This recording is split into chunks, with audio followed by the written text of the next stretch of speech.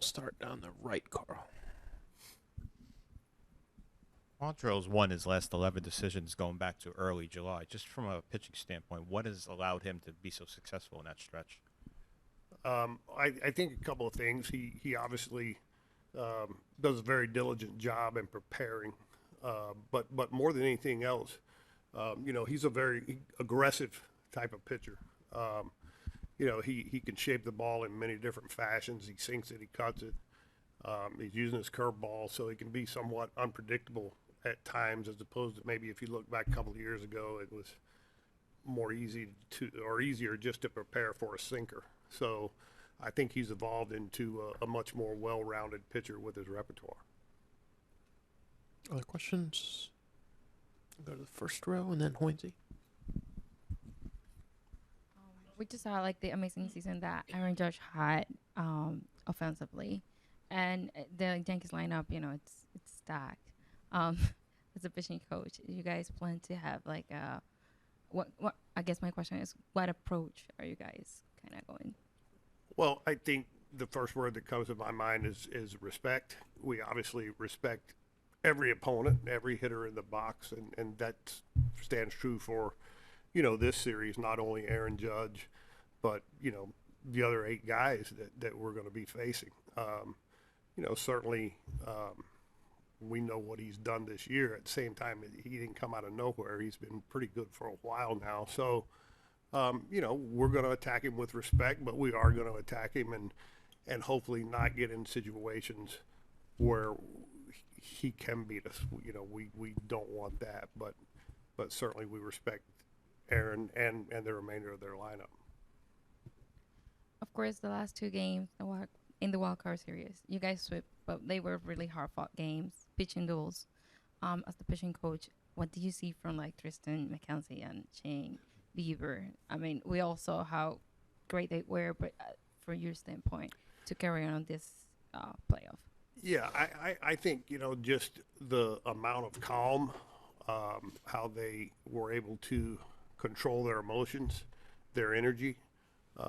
For Shane, it was his second postseason start. You all remember the first. It didn't go that well back in 2020. But I think that experience, really helped him. And I think the fans really helped him tremendously as well, because in 2020 there were no fans due to COVID.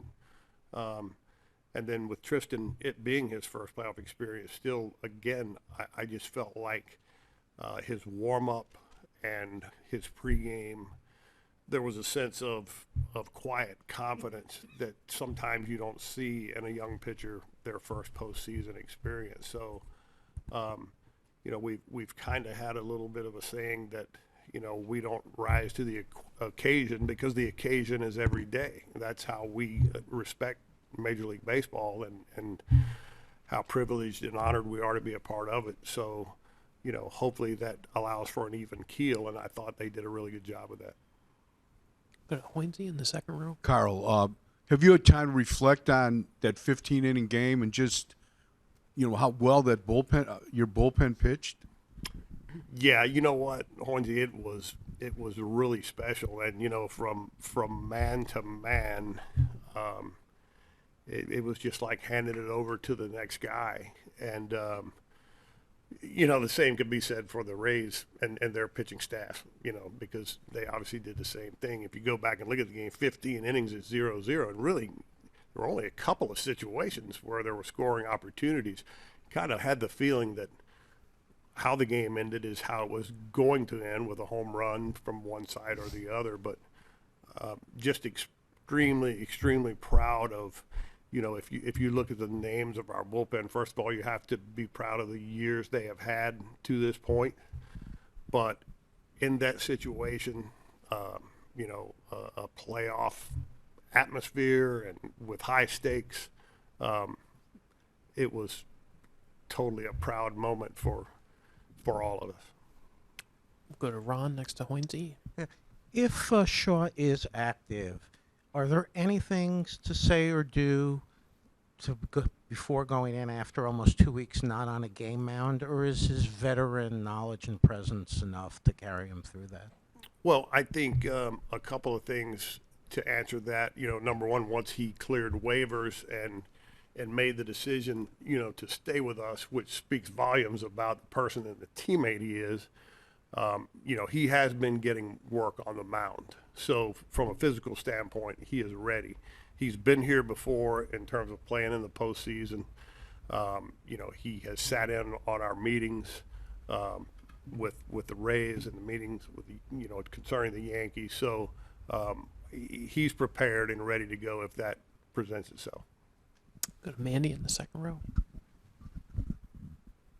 Just to follow up on that, after that roster decision was made, you sort of touched on it, but what does it say about Shaw that he wanted to stay around the team, and just how important is that to have him there for such a young clubhouse? Yeah, I think Brian, last year in 2021, we had some young relievers, Trevor Stephan, Nick Sandlin, those two come to mind, first major league experience. And I think just kind of leading by example, how Brian goes about his day, how he watches the game, how he prepares himself during the game.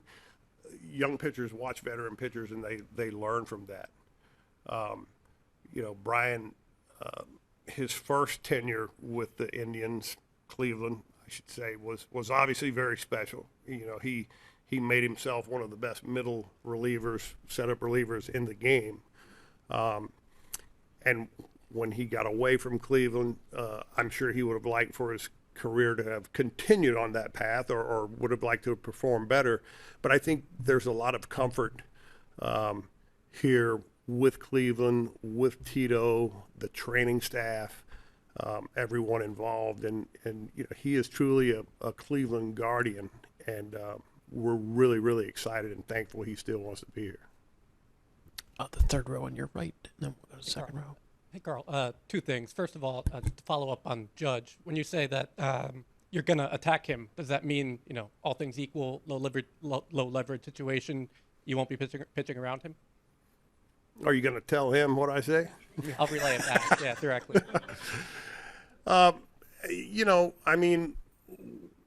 We don't want to back down from anybody. At the same time, we're not going to be, stupid. I can't think of a better word for it. So, the situation will certainly dictate, how we pitch to him. But there are going to be times that we have to, and we'll be prepared to do that. So, again, there's the utmost respect for everyone that puts on a major league uniform, but certainly having a historic record-breaking year like he has had, he deserves a little more attention. And very separately, you mentioned Stephan a bit earlier. He came from the Yankees. I think you guys got him before last year. Just how have you seen him develop over the last 2 years? I think last year we saw flashes at times of what we have seen this year. It's just a matter of, gaining more consistency. I think he learned a lot. He learned about his delivery and how his delivery should work and does work now, but I think he learned about his body and the things he needed to do that our strength and conditioning staff, our training staff have been such a huge part of, that he put himself in a physical place to really go out and maintain Trevor Stephan's delivery. And what we've seen because of that is a lot of consistency and, at times electric stuff. We'll go to the second row. Carl, 3 years ago, Sam Hentges was a struggling starter at Double-A, and now he's kind of built himself into a trusted back-end reliever. Just can you take us through that evolution over the last few years? Yeah, I think with Sam, and so I'll say by, having done this for a few years now, years ago, you cringe when you talk about possibly changing an arm action or changing a takeaway out of the glove. But, with advances and people learning, and so the plyo balls, the weighted balls, things that you can do. I think Sam worked so extremely hard to kind of clean up the arm action at takeaway to get himself in a good position as he started coming down the mound. And that's not easy. But he continued to work on it diligently, and all of a sudden, we have seen this guy command 3 pitches. Obviously, there's velocity. The curveball has really come into play here the second half of the season. And along with that, he's controlling the running game. I mean, he's made himself a complete reliever. And personally, there's no postseason all-star game, but if you look at what he has done through the entire season, he's an all-star. I mean, he's had a heck of a year. I'll go to John in the third row. In the last 2 weeks here, kind of as Judge was chasing 61 and then 62, a lot of the guys around him in the lineup happened to start launching some balls right around then, and Boone was speculating a little bit that maybe there was some attention things with the pitchers because of Judge looming there. Obviously, postseason series, everyone's going to be on edge the whole time anyhow, but how do you make sure that there's one spot in the lineup that doesn't attract undue attention maybe? Well, again, it goes back to respect. And I think, having a young team, first of all, we're here to win. But at the same time, we want to make sure we enjoy the process of going about it. So we try to keep things simple. That's worked to this point. I have to tell you that our two catchers outside of our clubhouse don't get the credit they deserve for the work they do, not only in helping me and our pitching group prepare, but helping our pitchers. They're, in terms of game calling, receiving, throwing, they're the best in the game, and we appreciate them so much. So, we're going to go out and play baseball and, hope that the moment doesn't get too big. Anything else for Carl? We'll finish up on the right. Jason. Carl, curious the different setup with the division series this year with the extra off day between games 1 and 2. How does that affect the way you can use your pitching staff early in the series? And by contrast, does it make any change having the potentially last 3 games all in a row like that? Well, I think, certainly it allows us a little more flexibility with our bullpen, having a game, a day off, a game, a day off. Does create somewhat of an issue if you look at, getting the games 4 or potentially game 5, who to bring back. Obviously, your game 2 starter would be on short rest if you pitch a game 5. So there are a lot of things, to think about and digest. And obviously the weather can be a factor also. So, we try to plan, but we also know that we have to be able to adjust from day to day, and we'll be ready to do that if need be. Carl, thanks so much. Appreciate it. Thank you.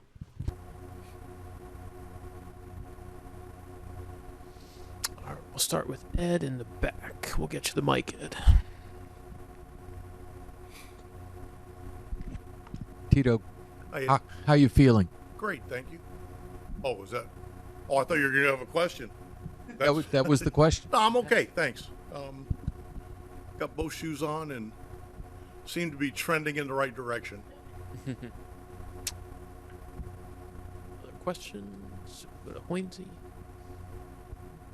How big a loss is Sandlin? Oh, I'll probably be able to tell you more after the series. I mean, they're pretty dangerous right-hand hitters. He would be what we would hope, a huge weapon. Obviously, that's not going to happen. I kind of feel more for him than, I feel like, I always feel like we'll figure it out. Kind of feel more for him. It's a kid that, we all thought that Hedgie looked in and we thought that he had crossed him up. And because of the pitch comm, we thought maybe Hedges was looking for a different receiver or whatever, antenna, I don't know, whatever you call it. Because he said that, he threw another 4 pitches and they were all still quality pitches. So that kind of shows you that the kid's out there hurt, but he's still competing. I wish, I feel bad for him. Other questions? What else we got? On your right, Tito. After the incident last time here with Miles Straw, do you think anything needs to be said to him, or has anything been said to him? I imagine the fans are probably going to get on. I would assume they would. I mean, kind of hope they will. This is New York, man. That's part of the fun of being here. I mean, it's not like maybe the old stadium, but shoot, in the old stadium, it was like you almost wore it as a badge of honor, like during the national anthem. People would be like, the size of my nose, the lack of hair. Like I said, it was kind of fun. It's not quite like that anymore. That was a long time ago. Miles was kind of sticking up for one of his teammates, and I'd be very surprised if that has anything to do with this series we're going to play. So you haven't said anything to him before? No. Not about. Other questions? Jeff, we'll get you the mic. I don't know if you remember, we talked opening day back in Kansas City, and you were talking about how the pitching is going to be great. You're wondering where the offense is going to come from. You've gotten enough offense to get to the division series now. What has been the most pleasant surprise offensively for you? Well, that day we talked, our lineup, if I remember correctly, we had Ahmed in left. We had Bobby Bradley at first. We had Yu Chang at second. We had Jimenez at short. We are a little different than we were then. So that's part of it. We are kind of what we are. And we know it. We don't hit the ball at the ballpark very often. Thankfully, we do every once in a while, or we might still be playing. It's a hard way to win. It doesn't mean you can't, and we're trying to prove that. We would gladly take 3-run homers. Just it's kind of not really how we're built right now. So you can either whine about it, or you can try to figure out a way to win. Fortunately, our guys are on board with, we'll see if we can win. Ron? Can I drink this? Absolutely. Go for it. Oh, yeah. You'll make people very happy if you drink that. I don't want to do something I'm not supposed to. How does your job change at all with a younger clubhouse than what you do if you have a veteran group around? We've tried to balance teaching, not beating them over the head when they make a mistake, but trying to teach. We've asked them to allow us to do that, and they've been great about it. We've done, as a staff, we've done more teaching, and that's for good reason. These guys, not only are we young, but you're seeing it across the game. Guys are getting to the major leagues with less AA and AAA experience than probably ever before. So, and again, we just have a bigger number of young guys. So you just continue to teach. The one good thing, there's a lot of good things, but one is when you tell them something once, they get it. That really helps.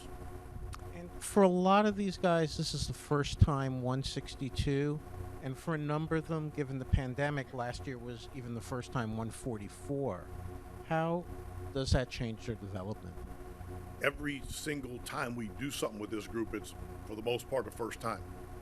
And, again, this is the first time they've been in what do they call this? AL what? Division series. ALDS. So, they haven't done it before. Doesn't mean we can't do it. I got asked that in May and June, July. That's just because they're young. It's not their fault. They're gaining experience as they go. Good part of it is they're competing while they're doing it. And they're doing a good job. John in the third row, and then Ed. It is a while ago, obviously, and it was across the street. But as you come in here for a postseason series, do you get to spend some time with some good memories thinking back then? I do have good memories here. Don't get me wrong. I get so caught up in what we're doing now. That's why when people will say hey, when did you know the team was special? Or I don't think you got to wait till you get the last out of the last game. I think our group is special now, and I enjoy going through it with them. We have ups and downs. I know, we have tough conversations, but it's a fun group to go through competition with. I kind of stay really in the moment. I preach it to our guys, and the reason I do is because that's what I believe in. But I do have good memories. The All-Star game here in 8. Yep. That was one of the most incredible things I've ever been a part of. Standing, they had me and the coaches, some of us were behind home plate, like kind of back by the screen. And as they were introducing all these Hall of Famers at like every position, I remember sitting thinking, what am I doing here? Like, it was incredible. And I was just really fortunate that I got to watch that, because that'll always stay with me. Do a couple more. Ed in the back. Terry, as you went through the dog days in August and September, I'm interested in what your emotions were as the White Sox never caught fire, the Twins collapsed. What were your emotions during that time in August and beyond? Well, in August, I mean, we were into September. I think we were like 4 games over 500, if I'm not wrong. And so we hadn't pulled away from anybody. And the White Sox actually started to play a little bit better. And then we went head-to-head with them and did pretty well. But I don't think my emotions are kind of the same every day. If we win, I'm happy. If we lose, I'm not. And then I try by the very next day, regardless of which it is, to put it in the rearview mirror, because it doesn't help, and then move on. That's kind of how I've always been. And I don't think that's good. I'm too old for it to change. Anything else for Tito? Jason on your right. Is there any difference in the way you approach a hitter the caliber of Aaron Judge in a postseason setting compared to a regular season game?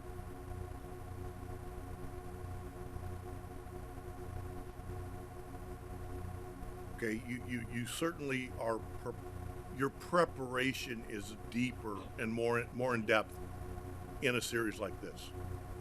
Saying that, every game we play is really meaningful to us. Like, we played them back in, was it April or May?